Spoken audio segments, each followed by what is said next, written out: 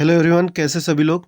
जैसा कि आप लोगों को पता है कि पटवारी का एग्ज़ाम अभी 15 मार्च से शुरू होने वाला है और 15 मार्च को ज़्यादा कुछ दिन रह नहीं गया है। तो इतने कम समय में हमारा जो मेन टारगेट है वो है कि हमको ज़्यादा से ज़्यादा स्कोर करना है। तो ये स्कोर हम लोग कैसे ज़्यादा करेंगे, इसके लिए मैंने एक प्लान बनाया हूँ। इस प्लान को आप फॉलो करेंगे तो आपके जितने भी नंबर है उसमें कुछ ना कुछ बढ़ोतरी देखने को ज़रूर मिलेगी, है ना। तो प्लान बहुत सिंपल सा है, मैं आप लोगों को बता दूँ। थोड़ा सा एनालिसिस किया हो तो एनालिसिस को पहले सुन लीजिए। बेसिकली जो लास्ट टाइम एग्ज़ाम हुआ था 2017 में पटवारी का, तो वो 100 मार्क्स का टोटल था। इसमें जो टोटल मार्क्स थे वो कितने थे, 100 थे। और इस 100 मार्क्स में से अगर मैं कट ऑफ की बात करूं जिसके ऊपर लोग सेलेक्ट हुए थे, तो जनरल का अगर मैं कट ऑफ की बात करूं तो ये नियर अराउंड 80 था। ओबीसी में 2 नंबर कम पकड़ लो 78, एससी का 75 समथिंग और एसटी का समथिंग 71 72 था।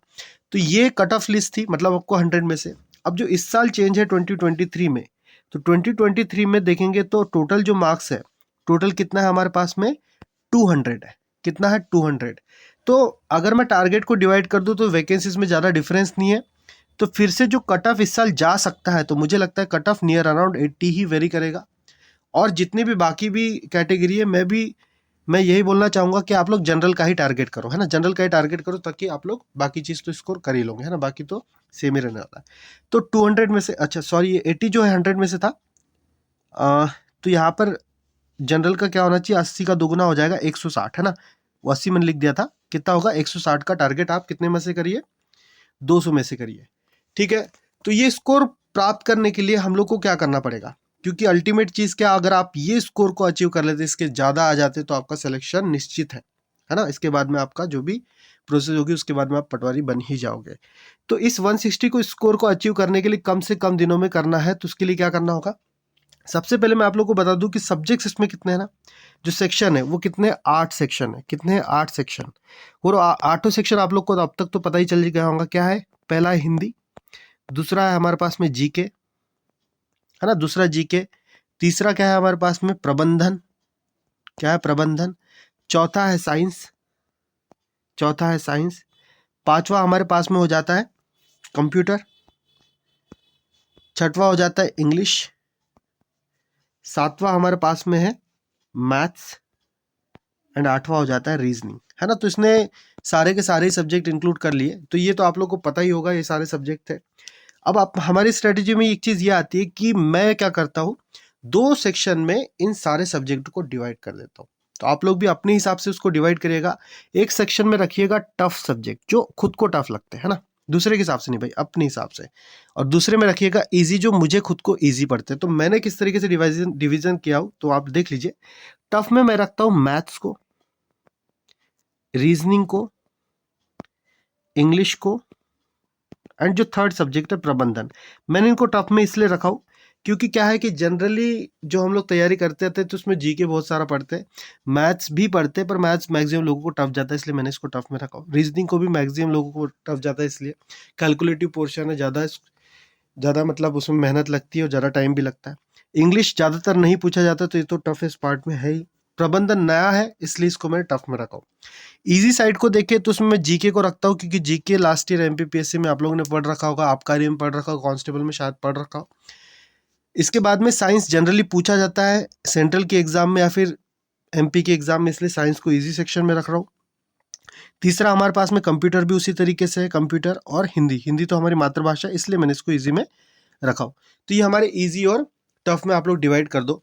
अब डिवाइड करने के बाद आपका टारगेट क्या होना चाहिए कि किसी भी तरीके से जो इजी सेक्शन है उसमें 25 में से आपको लाना है 20+ मार्क्स, है ना। बहुत बड़ी बात हो गई, फिर भी आपको इजी क्यों रखा आपने, इजी इसलिए तो रखा कि भाई उसमें मैं सबसे ज़्यादा स्कोर करूंगा।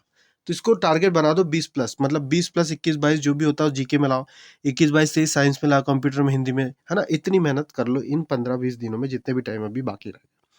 टफ में आप लोग एक काम करो कि इसका स्कोर 15 से नीचे नहीं जाने देना। इसका स्कोर जो है 15 से नीचे मत जाने देना, मतलब 15 या फिर 15-16 इतने नंबर तो मैथ्स में ला लो, रीजनिंग में ला लो, इंग्लिश में ला लो, प्रबंधन ला लो। ठीक है। और पहले ही बता दे रहा हूँ कि आप अपने हिसाब से टफ और इजी को डिवाइड करना, और उसके हिसाब से आपका स्कोर 20+ या 15 से नीचे नहीं होना चाहिए।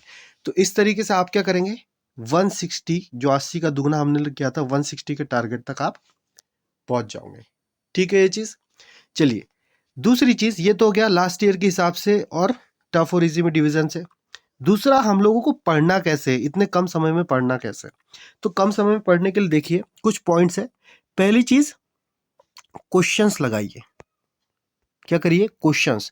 जितने भी मतलब सब्जेक्ट है हमारे पास में 8 सब्जेक्ट, तो 8 सब्जेक्ट्स के आप क्या करिए, मैक्सिमम क्वेश्चंस लगाइए। सिलेबस पढ़ने का अभी टाइम नहीं रह गया कि मैं बोलूँ आपको टोटल सिलेबस पढ़ते बैठो, बहुत सारी बुक्स पढ़ते रहे, ये सब चीज़ें अभी मत करो। जितने भी आपको इंडिविजुअल सब्जेक्ट के 500 200 300 400 जितने भी क्वेश्चन मिलते पढ़ो। इसके सोर्सेस हो सकता है आप यूट्यूब पे जो भी वीडियोस डले हैं क्वेश्चंस के उसको देख लो। आप क्या कर सकते हैं, पीडीएफ्स आपको मिल जाएगी, या फिर ऑनलाइन में जितना वर्क मैटर है, या फिर अगर आपको कोई बुक मिलती है तो बुक देख लो। तो इस तरीके से आप क्या कर सकते हो, मैक्सिमम क्वेश्चंस को अटेम्प्ट कर सकते हो, और क्वेश्चन करने से आपकी प्रैक्टिस बनेगी। क्लियर है ये चीज़। इसके अलावा जो दूसरी चीज़ आप करोगे वो क्या है, फैक्ट्स। फैक्ट्स या फिर मैं बोलूँ वन लाइनर, इसके भी सोर्स सेम है। यूट्यूब हो गया, आपका गूगल हो गया, या फिर जो भी हो गया, वन लाइनर देख लीजिए इंडिविजुअल सब्जेक्ट के। किसके, इंडिविजुअल, एक एक सब्जेक्ट में क्या क्या वन लाइनर दिया, तो मतलब रटना तो नहीं है, पढ़ते चलो, और पढ़ने से क्या होगा, ये सारी चीज़ें आपके दिमाग में बैठ जाएगी। ठीक है। थर्ड जो मोस्ट इंपॉर्टेंट चीज़ है वो है मॉक टेस्ट। थर्ड और जो मोस्ट इंपॉर्टेंट चीज़ है वो है मॉक टेस्ट। अभी लास्ट समय में आप लोग क्या करिए, जितने ज़्यादा से ज़्यादा मॉक टेस्ट दे सकते हो वो मॉक टेस्ट दे दो। मॉक टेस्ट से कैसा होगा ना कि आप एग्जाम में जो चीज़ करने वाले हो वो पहले ही गलतियां करके सीख जाओगे, है ना। एग्जाम में क्या होता है, एग्जाम देने के बाद पता चलता है काश यार मैंने मैथ्स पहले नहीं किया होता, काश पहले बाकी क्वेश्चन कर चुका होता, ऐसी होती है ना गलतियां।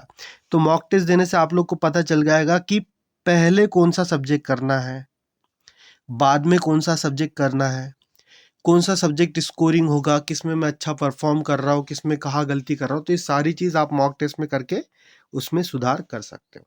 क्लियर है। तो इस तरीके से आप तैयारी करिएगा, क्वेश्चन पढ़िएगा, फैक्ट्स पढ़िएगा और मॉक टेस्ट देते रहना। तो इससे आपका धीरे धीरे स्कोर बढ़ेगा। और ऐसा बिल्कुल नहीं सोचना कि भाई कम दिन है, ज़्यादा से ज़्यादा मेहनत करो और जल्दी से जल्दी सेलेक्ट हो जाइए, है ना। और all the best for your exam, और सभी का एग्ज़ाम निकल जाए, मैं इतनी सी दुआ करता हूँ। और एक हेल्प आप लोग भी कर दो, चैनल को तुरंत जाकर सब्सक्राइब कर दीजिए, है ना। सब्सक्राइब करने से मैं क्या करूँगा, लाइव आ सकूँगा। तो thank you so much for watching this video, है ना। All the best.